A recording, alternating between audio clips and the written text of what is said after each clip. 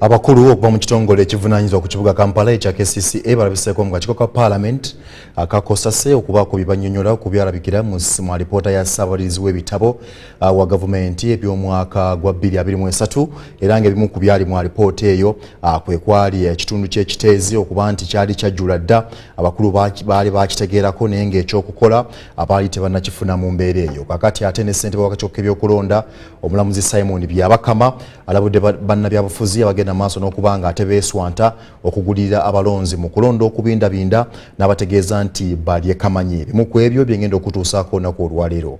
Nkwaniriza ku UBC TV amawulire UBC Leero nze Jethro Kasaigi ne Muhammad Mugalu kulaba naffe abakozesa olulimi olw'obubonero. UBC Leero etandise bweti. President Yoweri Kaguta Museveni asabye ekitongole ky'abambega okwanguyiriza mu kunoonyereza ku misango naddala egya Nnagomola. Museveni agamba abazza emisango gya Nnagomola tebasaana kuweebwa kakalu. President abadde aggalawo tabameruka wabakwatibwako ensonga z'emisango okuli bambega ne yafeesi ya Ssaabawaabi Ekibuli. They are thinking, if you do, it is easier to get solutions. And one way of doing it is the Nyankore proverb, which says, Okom Toguri and Shuzun Kwitegwa. The hairstyle depends on the shape of the head. If you have got a big head, then the hairstyle will go accordingly. I think the English, they call it, you cut your coat according to your cloth. You cut your coat according to your cloth. If you really, General Tafuri here knows how we were able to fight a very strong enemy with nothing in the bush, but we were using what was available and using it carefully and profitably. Houses built by our own internal capacity. The UPDF brigade, engineering brigade, is doing a wonderful job. They are building so many facilities and doing it cheaper, because when you use private people, the private man, many of them don't have their own money. They go to a bank. Coming to the crime data center, I totally support it. We shall have to build it.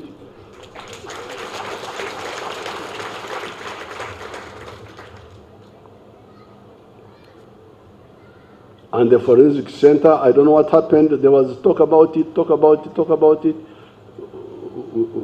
We shall have to. I like the ideas of Justice Abodo, like the land issues being handled promptly, locally, instead of filing lawyers and so on. That's you study Abodo's idea of handling them off grid, directing the villages. You study. The judge, taking into account the circumstances. So those judges who are just giving bail because it's not a right. It's not a right because, yes, The accused has a right, but the victims also have a right. Therefore, I would want to advise you people.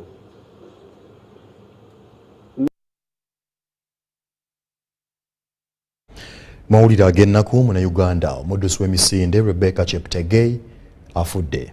Cheptegei yakomwa okulabwako ku misinde egyali mu ggwanga lya Bufalansa mu kibuga Paris, wabula kigambibwa nti yafuna obutakkaanya n'agambibwa okubeera muganzi we eyamukumako omuliro. Rebecca Cheptegei afiiridde mu ddwaliro lya Moi Teaching and Referral Hospital mu kibuga Eldoret e Kenya.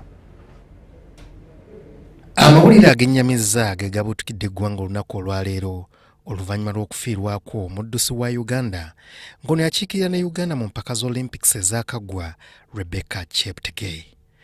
Ono nno ebyembi yayirwa amafuta g'ettaala era ne gamuleetera okujja ebitundu 79 ku mubiri gwe era nga kibadde kigambibwa nti kibadde kizibu nnyo ye okuwona. Kati nno yafudde olunaku olwaleero mu ggwanga lya Kenya mu ddwaliro lya Moi Teaching and Referral Hospital mu kitundu kya Eldoret. Bagamba nti ebimu ku byamusse by'ebitundu ebyawaggulu okubanga byabadde tebikyakola bulungi. Minisita w'ebyemizannyo Peter Ogwang agamba nti ekikola ekyakoleddwa kibi nnyo era nga kyakusaasirwa. We are indeed saddened. Yesterday we had discussions and I was briefed by my minister that he had very good engagement with his counterparts in Kenya, and where the government of Kenya was trying to do all it could to take care of Rebecca, to transfer her to Nairobi for better care and attention. So we were hopeful that those efforts would yield fruits. But today early morning I received information from the General Secretary of the Federation of Athletics in Uganda, and they told me that unfortunately they couldn't transfer Rebecca to Nairobi. Her kidneys were failing, and ultimately she succumbed to the bans and the failures that came with that. Actually, what makes them go to Kenya, some of them, is because of the issues of managers. It's one of the core issues, which I'm actually going to talk about it. But not that they're looking for training facilities. No. As far as I'm concerned, the world record holder, the Olympic champion, is here and trains in Uganda. And I'm talking about Joshua Cheptegei. When have you heard that Joshua goes to train in Kenya? Bo ababadde bamanyi omuddusi ono Rebecca Cheptegei bamwogerako ng'omuntu mulamu akwata empola era nga beebuuza ki ekyaviiriddeko omuntu ono okuggibwa mu bulamu obw'ensi. Kigambibwa nti baafuna obutakkaanya naye yali muganzi we era kino kye kyaviiriddeko okumuyiira amafuta g'ettaala n'okumwokya ng'era amaze ennaku 4 ng'ataawa n'ebiwundu. Na akakuja mpaka mahali mtoto anaishi, watoto wameenda kanisani. Wakati wanarudi basi kufungua poma, wanaingia ndani, wanatoa vyombo yao, nguo yao yenye alikuwa nje kwa sababu mvua ilikuwa inakuja. It's really absurd for Ugandan sport and athletics as well, but also it's a lesson to the youngsters, to the ladies, to the all of us, the sporties, that we should always take into consideration lots of stuff before falling in love, and also the people we date. Ono nno ye wookusatu mu ggwanga lya Kenya mu banabyamizannyo nga battibwa mu ngeri efaananako bw'eti era nga gavumenti ya Kenya egamba egenda kukola okunoonyereza. Bo abaakuno bagamba nti bagenda kukola ekisoboka kyonna okwataganya n'eggwanga lya Kenya okulaba ng'omulambo gwa Cheptegei gukomezebwawo wano ku butaka n'okuziikibwa mu butongole. Ono nno waafiiridde abadde n'emyaka 33 ng'era akiikiridde Uganda mu mbira ez'enjawulo nga kw'otadde ne Olympics. Ekibiina ekiddukanya omuzannyo gw'emisinde mu ggwanga kyennyamivu era nga kigamba nti bagenda kukola ekisoboka okulaba nga basomesa ab'eŋŋanda awamu n'ab'emikwano ku ngeri gye bayinza okukwataganamu n'abaddusi bano naddala nga batandise okufuna ku kasimbi n'okweterawo ebintu eby'enjawulo. Ngabo Amon, Ubc TV. Ebyokwega bingi nnyo mu mboozi eyo bw'oba ofunyemu obutakkaanya n'omuntu wo n'omwagalwawo kisingako n'omuviiro okwewala embeera efaanako bwetyo. Kitalo nnyo, kitalo ddala. Bwe tweyongerayo abaka abatuula ku kakiiko ka Paalamenti akalondoola entambuza y'emirimu mu bitongole bya gavumenti Kosase basabye Minisita wa Kampala Jethro Kabanda okutereeza ebikolebwa abantu bakulembera era ne bamutegeeza nti tebasuubirayo obuyambi bwonna ng'emirimu bakola gadi bengalye. Abakulu bano babadde bayitiddwa okulabikako eri akakiiko okubaako byebannyonnyola ku byalabikira mu alipoota ya Ssaababalirizi w'ebitabo bya gavumenti y'omwaka 2023 ku nzirukanya y'emirimu mu bitundu by'e Kiteezi awaayibwa nga kasasiro.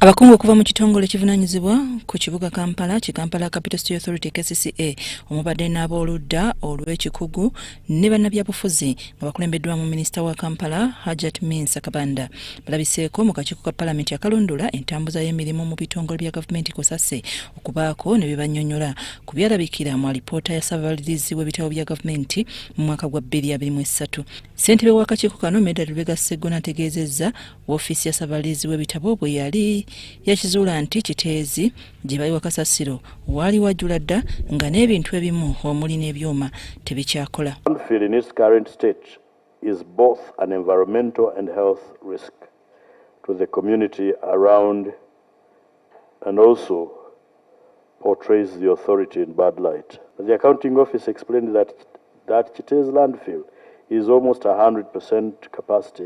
Ssenkulu w'ekitongole ki Kampala Capital City Authority Dorothy Kisaka ategeezezza akakiiko nga bwe yali yawandiikira omuteesiteesi omukulu mu minisitule y'ebyensimbi ennaku z'omwezi 2 ogw'omukaaga 2023 okumutegeeza nga Kiteezi bwe yali ajjudde nga yeetaagayo ku nsimbi okubaako ekikolebwa. The explanation is not intended to portray that the landfill is still capable, because from that report of the Auditor General in January we submitted a report to Parliament which clearly shows that Kiteezi has exceeded its capacity. Minisita wa Kampala Jethro Kabanda ategeezezza akakiiko nti okuva ku bwino bwe balina okuva mu ofiisi ya Ssaabaminisita abantu 35 be baafiira ekiteezi ate abalala 11 bakyabuze wadde nga akakiiko bwino bwe balina alaga nti abantu 28 be bakyabuze. I thought the RDC is part of the task force. No, according to the office of the Prime Minister, we are missing 11 people. 11 people. Yes, that should be on record. We are missing 11 people, not 28. Okay. Should we take? Because there is a reason why we want to know the missing number. As we go ahead, it will direct us to know either people you are compensating are rightful people or not. Amyuka Lord Mayor Doreen Nyanjula ategeezezza akakiiko ng'oludda lw'ebyobufuzi bwe batategeezebwako ku bigenda maaso okuva ku ludda olw'ekikugu nga n'alipoota y'entuula minisita tanagifuna okuva mu KCCA. For example, there is a letter that was circulating by Dr. Okello about how he had gone on the ground, about how he had warned that a catastrophe was bound to happen. Nti ebbaluwa ezikwatagana ku byagwa ekiteezi ezawandiikibwa mu budde zonna tezakoopingibwa Lord Mayor ne executive ye, so nga ate etteeka lirambika nti Lord Mayor ne executive ye be authority, kati tuyinza okugamba nti authority teyamanya. Director w'ebyobulamu mu KCCA Dr. Daniel Okero naye agamba yali yawandiikira dda Ssenkulu wa KCCA mu Julayi w'omwaka guno ng'amulabula ku mbeera eyali ekiteezi okuba nti ekifo kyali kyajjula dda. Olusozi lwa Kasasiro lwali luzzeemu entanda nti ne bw'oba olokedde okukozesa Kiteezi nga aw'okukuuma Kasasiro, olwo olusozi lwokka ku lwalwo luyinza okwetegula ne lugwa. Era ng'agamba nti lwo lwali lwa kugwa, era ng'ekiyinza okukolebwa kwe kugamba abantu bave mu kifo ekyo badde ku mabbali oba babe ne greda gye basipendingako ssente enkumo liitu tetwazirabako ku site. Ne bwe nagendayo ne baminisita ne deputy Edwin Kampala tewaliwo greda ku site, n'engineer tewali. bwe batugamba nti basaasanya ssente ku greda tulaba nga waliwo obulyako awo era ne komite insistinze nti bayite sikeju balage oyo ezo greda bazisasula batya era ssente zagenda wa. Mu kiseera kino KCCA kasasiro emuyiwa Katikolo Mukono wadde nga beetaaga ekifo ekinene ekitasulwamu bantu baneera bakinoganyiza nti ddundu baakukikozesa kukolerayo amasannyalaze. Ndi Nafuka Farida ne Gloria Gwetabingi mu Parliament. Gavumenti etongozza enteekateeka y'okuzimba enguudo mu Kampala n'emiriraano akiyite Greater Kampala Metropolitan Urban Development Program. Enteekateeka eno ya buse obuswa mu busatu era yakutambulira emyaka 5. Gavumenti mu butongole twala omukisa obategeeza nti etongozza enteekateeka ey'okutumbula ebyentambula ebyemirimu awamu n'ebyobutonde bw'ensi mu kibuga ekikulu Kampala n'emiriraano. Enteekateeka eno yakaziddwako Kampala n'emiriraano yakumalawo obusiriivu obukunuukiriza mu busatu, naye ng'obusiriivu buno bwonna buvudde mu mikwano gyaffe nga banka y'ensi yonna ekola ku by'okwekulaakulanya awamu n'ekitongole eky'Abafalansa. Tugenda kukola enguudo eziwerera ddala mu nteekateeka obuwanvu bwa kilomita nga 3.3, naye nga enteekateeka eno egenda tutambula okumala emyaka 5.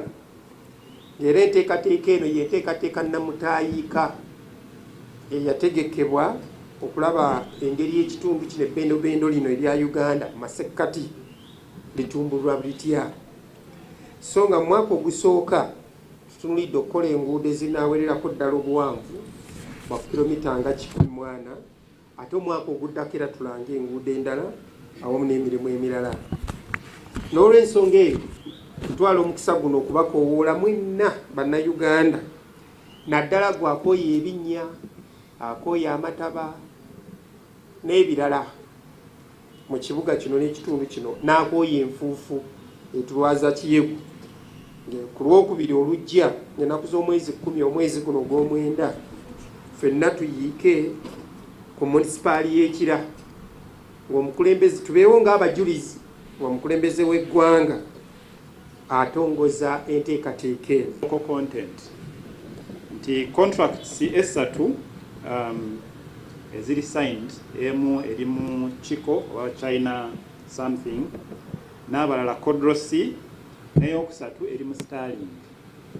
Tizonna tekuli bannayuganda. Jukira zino sente za World Bank, kati mu mateeka ga World Bank sente zaabwe zonna buli omu asobola okuzikola ki, ozikompitingira oba okuzivuganyiza. Kati nga tetulina ngeri gye tugamba nti abaffe bokka be balina okukola ki, okutwala emirimu gino. Naye n'ekyokubiri ne experience ne capacity okuhandolinga enguudo zino zonna. Bwe tweyongerayo, Minisita omubeezi w'obugagga obw'ensibo Sidronius Okasai Opolot asabye abakulembeze ba gavumenti ez'ebitundu okukuuma obutiribiri ebintu bya gavumenti omuli amasomero, amalwaliro n'ebipande ebisimbwa ku nguudo, ebitaala n'ebirala okubyewaza ababbi. Okasai asinzidde mu kubangula abakulembeze ba gavumenti ez'ebitundu ekyankwanzi ne Kaweeweta. Okumala sabbiiti 2 abakulembeze ba gavumenti ez'ebitundu okuva mu disitulikiti 10 babadde mu kubangulwa ku ngeri ez'enjawulo eri obuweereza ku ttendekero ery'obukulembeze ekyankwanzi ne Oliver Tambo Kaweeweta. Minisita omubeezi ow'amaanyi ag'ensibo Sidronius Okasai agamba buvunaanyizibwa bwa buli munnayuganda okukuuma ebintu bya gavumenti mu buweereza obutali bumu, wabula abakulembeze ba gavumenti z'ebitundu balina kubeera basaale. It is our responsibility as Ugandans. That's where patriotism comes in. You see somebody messing with the pipeline, they are messing with our own infrastructure and the life of Ugandans. The same with electricity. Wherever I go to commission the lines, I actually commission a line and say, from now on, I'm not going to be responsible for this. It is a responsibility of local governments to protect the infrastructure. Okusinziira ku Minisita Polot, ebintu bya gavumenti bingi bibbibwa olw'okubulawo alondoola nga kati abakulembeze basaanye beenyigire mu butereevu okubirondoola obutabbibwa. We try to put laws, very stringent laws. If you are found vandalizing, even stealing electricity, you pay $1 billion shillings if you are caught. If you are caught cutting down a pylon, cutting down any electricity pole, if we are to charge money, $1 billion. Mu ngeri y'emu Kasayi asabye abakulembeze b'ebitundu okwagazisa abantu okwenyigira mu buweereza obubagattako n'asuubiza nti bbeeyi y'amasannyalaze yakukka. And the production of electricity for your region is mixed, the local and then the grid. We are working on it to actually bring your tariffs to a national level tariff. You'll be in the next 1 or 2 months paying like anybody in Uganda. Sabbiiti bbiri ez'okubangula abakulembeze ba gavumenti ez'ebitundu zikomekerera nga 8 Septemba 2024 era abakulembeze abasoba mu 1,000 be babangulwa era Pulezidenti asuubirwa okuggalawo okubangulwa. Ssentebe w'akakiiko k'okulonda ka Uganda Independent Electoral Commission Justice Simon Byabakama alabudde bannabyabufuzi okuwola okugulirira abalonzi n'okuyisa ensimbi mu kalulu. Byabakama agamba abayiwa ensimbi mu kalulu abatiisa bakulembeze abalina ensa.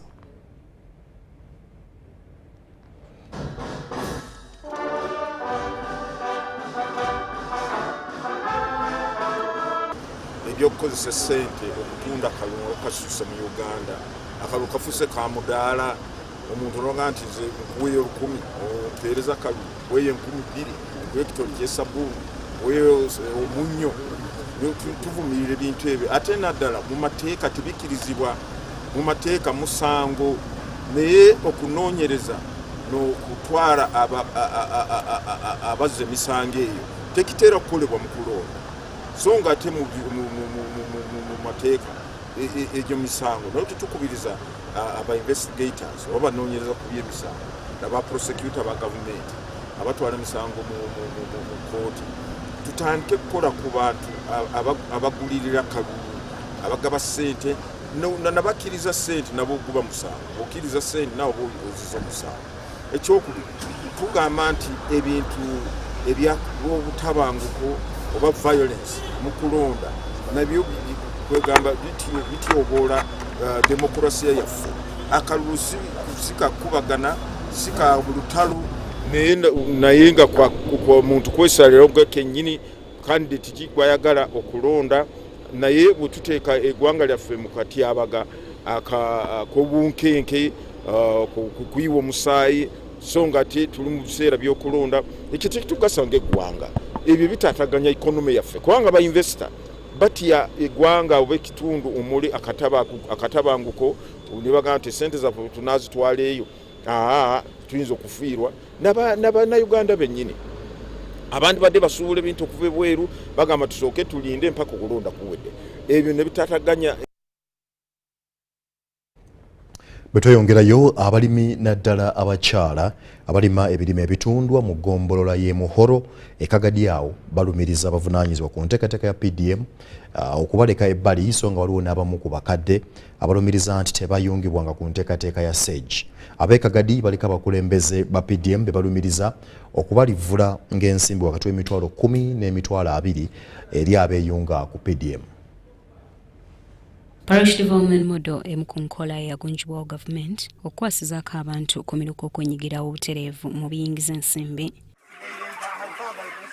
Buli yeetaaga ensimbi za PDM ateekeddwa okufuna miliyoni 1 nga zino zirina okuddizibwayo mu bbanga lya myaka 2 so nga tezirina kubaako magoba kyokka. Ab'ekagadi bafuna wakati w'emitwalo 8 n'ekyenda kyokka balina okuzzaayo akakadde. Kagadi alina emiruka 15 so ng'eggombolola y'e Muhoro erina emiruka 4 era abamu ku bantu basobodde okuganyulwa mu za PDM newankubadde waliwo abatali bamativu. Itoka abakyala banyabwale tunyigirizibwa muno titukafunawo kakintu wadde neki mukyala n'omu wadde empunu takagifunaga mpandiika nanye babahandika abantu bana leitwena batuhandika bwetu ibyo abandi bakagenda kanyo ekipapula bakakingerura ngazana hakisaga. Okusinziira ku bamu ku bakyala naddala abalima ebirime ebitundibwa balumiriza nti abakungu ba PDM abamu babajjako wakati w'emitwalo 12 okuyungibwa ku PDM ekikontana n'enteekateeka n'okulambika kwa PDM. Twazihayo nakasente twakasasura haranyuma bandi kubihali ngo bakasasura ku sente kabakora groups baitu nibahura timu kubagamba. Bw'abadde alambuzibwa enteekateeka z'okukwasizaako abantu e Kagadi omukwanaganya w'ebyenkulaakulana by'abantu n'abakadde mu maka ga President Colonel Patrick Brown Apuli annyonnyodde ebirina okugobererwa mu nteekateeka ez'okulaakulanya abantu. And I told them that this money is a loan. After 3 years, they have to refund the money, but with very little interest.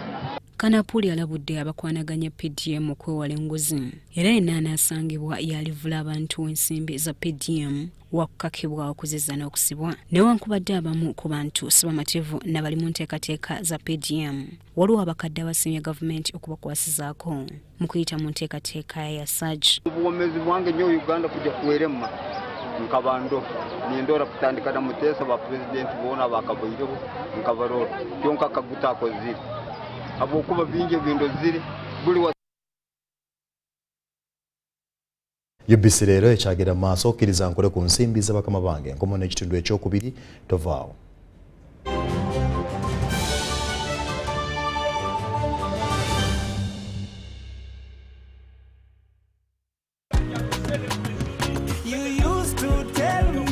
I don't make you happy. All that time you would be complaining.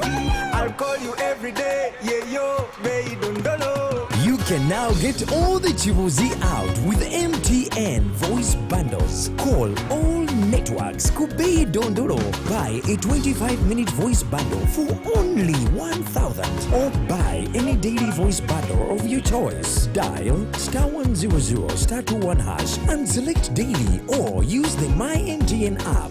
When we talk together, we are unstoppable.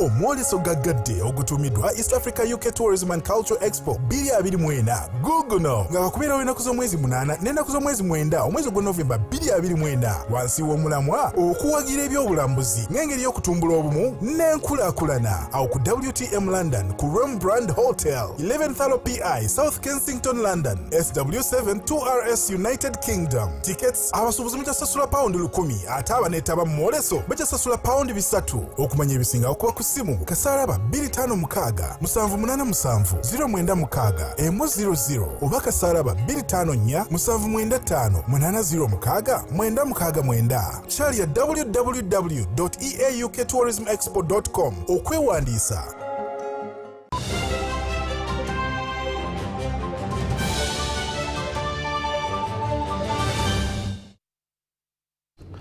Okyali ku UBC TV amawulire UBC Leero tukomyewo n'ekitundu ekyokubiri. Obutakkaanya obuzze bubalukangawo mu bakola omulimu gwa taxi bwayise buwaliriza abakulembeze ba taxi ne bakondakita okupangisa ekibangirizi oba n'agira nga bakakkalabiza emirimu gyabwe egy'ekiseera. Abataxi ne bannanyini paaka bwayise baze bagugulana n'okulwanagana okumala ebbanga kati giweze emyezi 9 ate bakola ensonga bawaliriza okunoonya ekifo ekirala. Kino kye kibangirizi abali mu mulimu gwa taxi ebwayise kibaafunye era we basuubira okutandika okukakkalabiza emirimu gyabwe oluvannyuma lw'endooliito ezibadde mu paaka y'ebwayise omuli n'ennyini kifo okubalingirizanga. okusinziira ku bakulembeze ba takisi badreva ne bakondakita endooliito zibadde baana baliwo mu paaka ebwayise ekyabaviirako emirimu gyabwe okusannyalala okumala emyezi 9 nga kati ekifo ekipya kye bafunye kyakubanaazaako ennaku n'okubawa emirembe. Bano balumiriza nti waliwo omugagga ategerekese erya kyeyune gwe balumiriza okubeera mu ndooliito mu paaka y'ebwayise. Yajja wano n'ateekawo paaka n'alimbalimba fe abakulembeze n'alimbalimba badriva ng'alaga nti ataddewo paaka egenda okugasa abantu bonna era bwe bagenda okufuna beeyongere okufuna akasente nga bateeka mu nsawo. Kumbe yateekawo ekigango kye mwagenda okuŋŋaanyiza abantu atubbeko sente zonna ne ze twakola edda nga tannatulaba kuba ye twakamulaba emyezi giringa 9. Naye mu myezi 9 ezo atubbiddemu n'obusente bwe twakola emabega mu myaka 2 genjogeddeko oba 3. Basibye bannaffe bangi okutuuka twawangudde emisango. Twawangudde emisango twasanze batwisaga ekibaluwa tetusobola kudda mu paaka. Naffe twakoze paaka eyaffe bakole byabwe nga naffe tukole ebyaffe. N'atuuka okungoba mu paaka n'anfulumya nga nnyina n'emmotoka zange ate nga nsolooza. Ate nga yakugamba mu paaka ye yabwannannyini teriiko muntu amuvunaana kyayagala kyalina okukola. Baatugoba baatuyiganya tebatukkiriza wadde n'emmotoka okutikuliramu bakanyama n'amagye gegakugoba mu paaka yaabwe tebatwetaaga. Loading ye mungi, loading batujjako mungi abantu abavaamu 5,000 bwatusize mukolo nakujjako loading 2,200. Loading kumukenda wali olina osasula lisiti kalseni 15,000 nosasula n'olukumisima lwakwera paaka. Ssentebe w'abagoba ba takisi ne bakondakita Haji Rashidi Rumani agamba bakufuna obuweerero kavuna bafunye ekibangirizi we banaakoleranga era nga mukakafu nti empeereza ya takisi yakukyukamu okukira ekifo ekikadde. Era kikozeeko yakagoba abantu abasukka ne mu 2 buli yagenda ku sente abuuza kusendeza stage bagoba mugobe buli abuuza ku kino bagoba mugobe naye ne baddereeva bwe beeteefuteefu okulabika nti bava mu paaka kati abalala bawo ne bagenda kukola paaka era essaawa yonna baddereeva bagenda kuva mu paaka eyo naye ngaze coordinator ngezaako ente ngenda kuteekateeka ku lukiiko. Haji Rumani y'omu asabye Pulezidenti Yoweri Kaguta Museveni ayingire mu nsonga za abatakisi ebwayise n'okwongera amaanyi mu kibiina kyabwe ki Federation of Uganda Taxi Operators. Ndisalo Kasibante ebwayise wano kumpi ne Kampala. Abaana abazirwanako abeegatta mu kibiina ki Ushindi Sacco babanguddwa ku nteekateeka ya GROW okutumbula emirimu gyabwe. Bano babadde kamwoca ku kitebe kya GROW nga babangulwa ku nkwata y'ensimbi niwe balina okuzikozesa. Jamil Sekajja alina ebisingawo. Enteekateeka ya GROW nkola Uganda gye yagunjawo okukwasizaako abakyala okutumbula ebyenfuna byabwe naddala okubajja ku mutendera ogusooka okudda ku gwayaddeyaddeko. Banka bwe mwali mulonkinga ku African mwenna mwaliwo ebbanka 6. Maama GROW yayogera nammwe ne mwogera nti tekuli processing fee. Processing fee aguddewa. GROW evujjirirwa banka y'ensi yonna era ng'ensimbi ezisoba mu buwumbi 800 ze zaaweebwa Uganda okukulaakulanya emirimu egitandikibwawo abakyala. Banka 6 ze zivunaanyizibwa okuwola abakyala okutumbula emirimu gyabwe. Tusaba GROW ekiyambe ebyokusaba ebibanja ffe tetubirina batatafe bafiira mu ntalo tetulina byapa. Kati ebibinja by'abaana b'abazirwanako okuli Jenga Taifa Uganda Foundation bye babanguddwa ku ngeri y'okufuna ensimbi za GROW na butya bwe balina okuzikwatamu. Private Sector Foundation Uganda ne Ministry of Gender ne bagamba banks mu Uganda ezituuka ku muntu wa wansi oba ku mukyala. Ssentebe wa Ushindi Sacco Irene Nachejwe asiimye gavumenti okuyunga abaana b'abalwanyi mu nteekateeka ya GROW era awadde essuubi ku nkulaakulana yaabwe. Munyemu olwaleero ffe nga Ushindi Sacco twebaza banka twebaza ne Ministry ya Gender ne gavumenti nti bakkiriza nti nga Ushindi Sacco tusobola okuteerayo akabega kulikomendinga bannaffe mu banka eri ne bafuna ssente zino. Ye ssentebe wa Jenga Taifa Uganda Leka Nagujja asiimye Pulezidenti Museveni ne General Salim Sale okutumbula ebyenfuna by'abaana b'abazirwanako. The President of Uganda, His Excellency Yoweri Kaguta Museveni, our grandpa, to help us as the children of the soldiers, at least for us, they reduce on the interest. omukwanaganya wa Foundation Fibe nawe bale asabye banka eziri mu kugaba looni za ggulo okwanguyiriza abantu n'obutaba na bukwakkulizo bungi. Babyogerera wano n'asaba miliyoni nyogayo na miliyoni 3 twagala okutwala omukisa guno okwebaza President waffe omulungi General Kaguta Museveni. Tweyanziza nnyo ssebuswa abalwanyi okuyamba okutunuuliranga embeera z'Abannayuganda n'omanya ebizibu byaffe era n'otuyamba mu ngeri emu oba endala mu kulaba nti tukulaakulana. Tusaba esente zino eza ggulo zajja bye tuwulira bingi, sente za gavumenti, sente zajja kuyamba muntu wa wansi, zajja kuyamba bakyala. Bwe ziba zajja kuyamba bakyala mu butuufu emisoso emingi egyo tusaba gisooke giveewo. Jamiru Sekajja yakusakidde eggulire lino.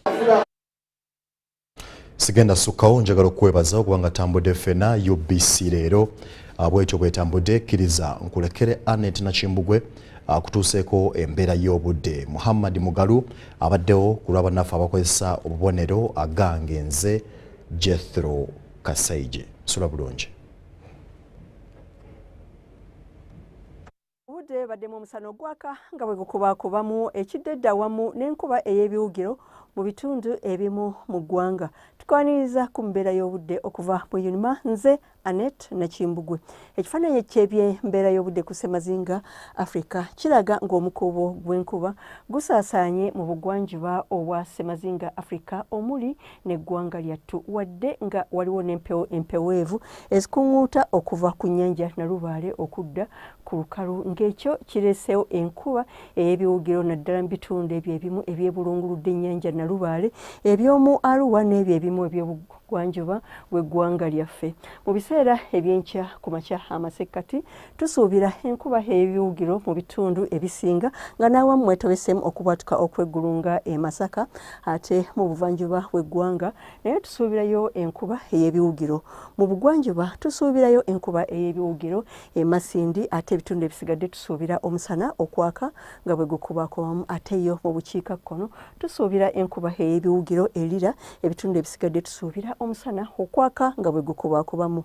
Mu biseera eby'olweggulo amasekkati tusuubira enkuba okutonnya nga mwetobeseemu n'okubwatuka okw'eggulu n'ebbugumu ly'empewo okutuuka ku centigrades 28 mu kibuga kyattu Kampala ne Mubende, ate yo e Masaka tusuubira temperature okutuuka ku centigrades 27. Nakasongola ne Luweero tusuubira temperature okutuuka ku centigrades 3. Yo mu buvanjuba bw'eggwanga nayo tusuubirayo enkuba ey'ebiwugiro ne temperature okutuuka ku centigrades 29, ate mu bugwanjuba bw'eggwanga tusuubirayo enkuba ey'ebiwugiro mu bitundu ebisinga nga mwetobesemu okubwatukawo kw'eggulu e Masindi ne temperature okutuuka ku centigrades 28, ate ye Kasese tusuubira temperature okutuuka ku centigrades 3 Mbarara 28, ate yo e Kabaale tusuubira omusana okwaka nga bwe gukubakubamu ne temperature okutuuka ku centigrades 24. Mu bukiikakkono bw'eggwanga tusuubira enkuba ey'ebiwugiro mu Arua Gulu okutuukira ddala Erira ne temperature okutuuka ku centigrades 28,